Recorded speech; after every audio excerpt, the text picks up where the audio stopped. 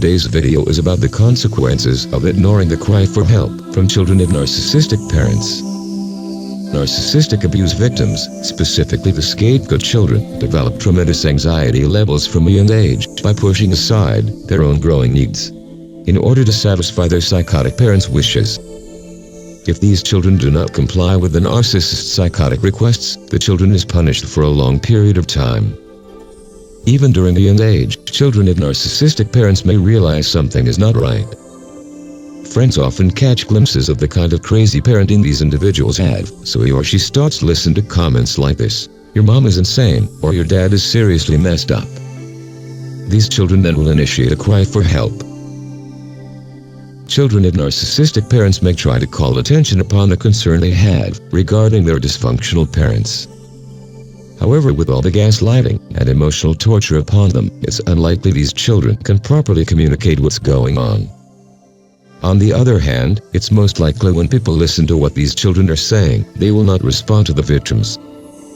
It's not until many years later that the life experiences of the children of the narcissistic parents start to have severe effects on them. Years or decades later, these children, now adults, are still crying out for help. But now the damage from narcissistic abuse has taken a toll on them. The message in the cry out for help is still the same: "Can someone please save me?" However, properly conveying the message becomes more difficult. When crying out for help, the narcissistic abuse victim will probably engage in attention-seeking behaviors with underlying problems. For example, they may engage in relationships where they will seek protection, recognition, and care. The victim of narcissistic parents may also display self-harmful behaviors. Examples are isolation, severe weight loss or weight gain, hypersexuality, depression, anxiety, financial difficulties, and suicidal attempts. Instead of people asking why this is happening, they usually label their actions as irresponsible and dangerous. The cry for help is a desperate attempt to be heard, validated, and rescued by people. The same attempt since these victims were children. This is a symptom of post-traumatic stress disorder, with flashbacks from the trauma being reenacted over and over again.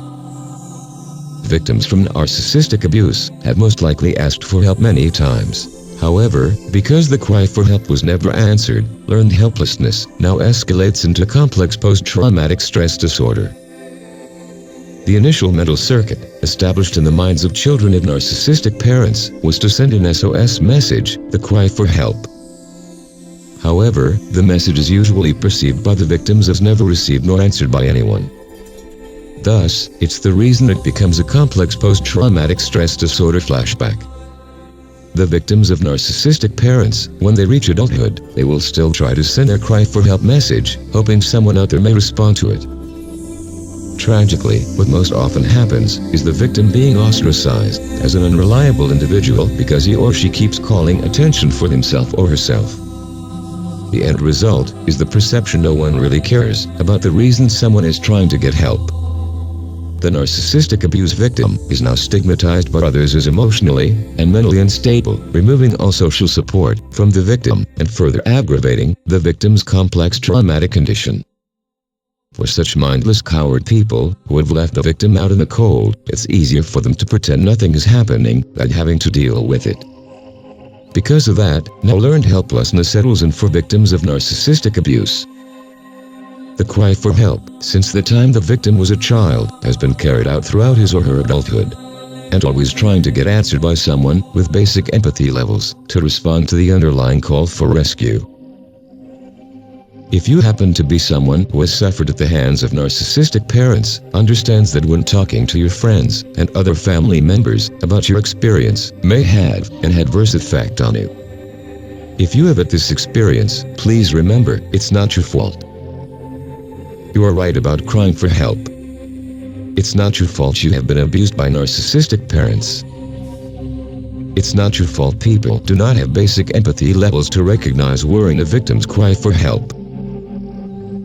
I hope this video helps you to forgive yourself for misunderstood attempts to have your cry for help heard and answered by someone with basic empathy levels to help you with what you are going through. Thank you for watching this video. Please remember, knowledge is power.